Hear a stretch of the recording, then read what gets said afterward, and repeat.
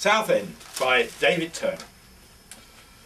The setting of the play is at stage centre between two beach huts. There is a bench on the promenade at Southend.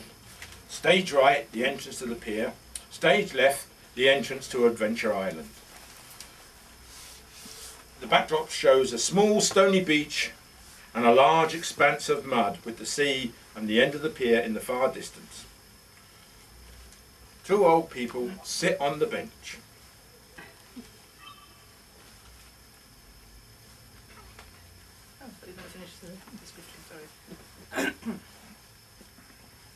Bleeding cold for August. Sun's out. Well, it's still bleeding cold. Just because the sun's out don't make it bloody warm. I thought you said you wanted to get a bit of sunshine. Not cold sunshine, I didn't. Right then, let's go back to the pub. No. We said we'd come and look at the place again and get a bit of fresh air, and that's what we're going to do. Sit down here and look at the sea and the pier and breathe fresh air. You can sit in the Bleeding Legion drinking all day back in Dagenham. We didn't pay out good pension money on train tickets to sit inside the rotten bleeding pubs they've got here, especially at them prices. Southend-on-Sea. Should be called Bleeding Southend-on-Mud. Look at it. A scrap of stony beach and nothing but mud right out to the end of the bloody pier. You can't even see the bleeding sea unless you walk a mile and a half out to the end of the pier. There used to be a train. They're going to open a new tram on it. I read it in the Sun. Princess Margaret's going to open it. She won't be opening it on a day like this, too bleeding cold. They make sure she has better weather than this. And they probably put sand down to cover all the bleeding mud. I don't know why we came here. Waste of good beer money if you ask me. Don't start that again, you bleeding do know. It is anniversary. 40 years to the day. I thought you ain't supposed to be saying nothing about that. Well, shut up about it then. Them was good days. What? How can you say that? Bleeding idiot. Good days, good days. I mean, before it happened. If we're doing it again, talking about it, we said. I mean, during the war. During the war. Good days, my foot. Bleeding bombs falling day and night. You out playing toy soldiers with Dad's army. Sergeant Bloody Bowen marching up and down with a load of geriatrics, holding wooden rifles and firing wooden bullets at wooden bleeding Germans. Me stuck at home with the kids, sleeping in that leaky Southend Anderson shelter in the garden. There weren't any proper raids in Dagenham. Nothing there worth blowing up. What about the docks and Ford's factory? And the railway at Southend. Which the Germans didn't blow up that, no. Now you're talking about it. Good days. How can you call them good days? What do you bleeding know? Them days were our finest hour. An hour? Finest hour? Huh. A few minutes was all you could ever bloody manage. I've had 40 odd years of it. When it wasn't Dad's army, it was the British Bloody Legion.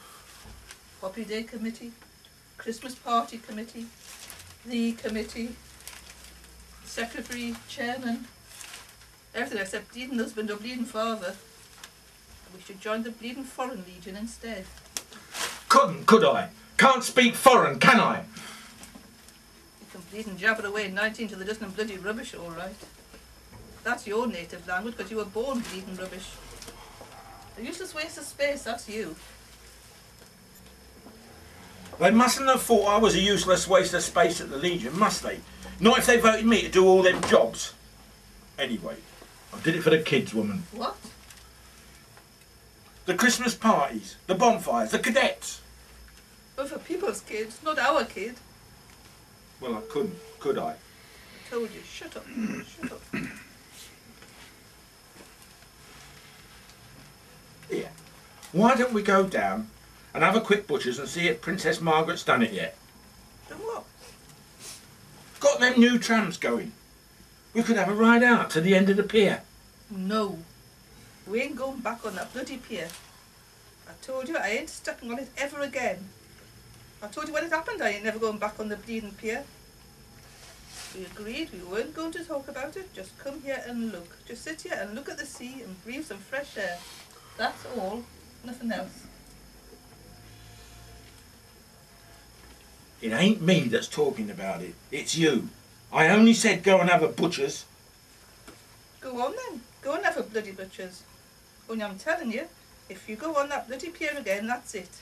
I'm getting a divorce. I should have bloody done it at the time. I could have got someone else instead of living with a useless sod all these bloody years. What have I got to show for it? Nothing. 40 years of bleeding nothing. Bloody council house in Dagenham, plastic furniture, garden that's all weeds and you. I could have had grandchildren. All I've got is a bleeding big baby that don't never grow up.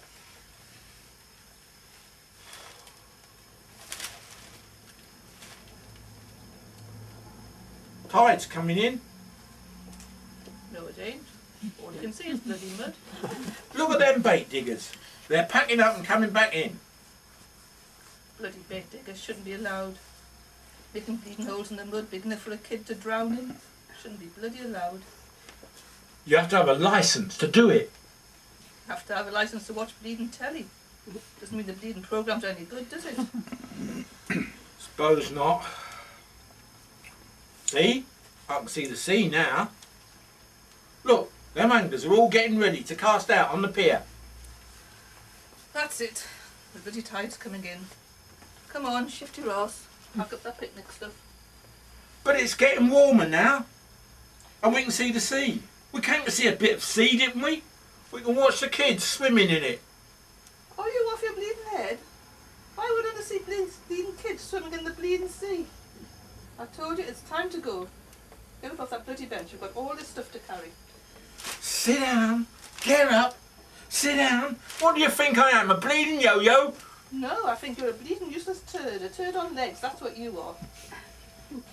And you're all bleeding mouth and no heart. What do you expect after 40 bleeding years? A nice bit of rump steak.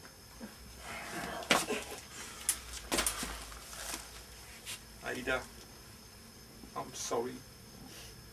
I didn't mean to do it. You know I didn't mean to do it. Oh, couldn't have. I know, Sid, I know. Oops. Let's go home.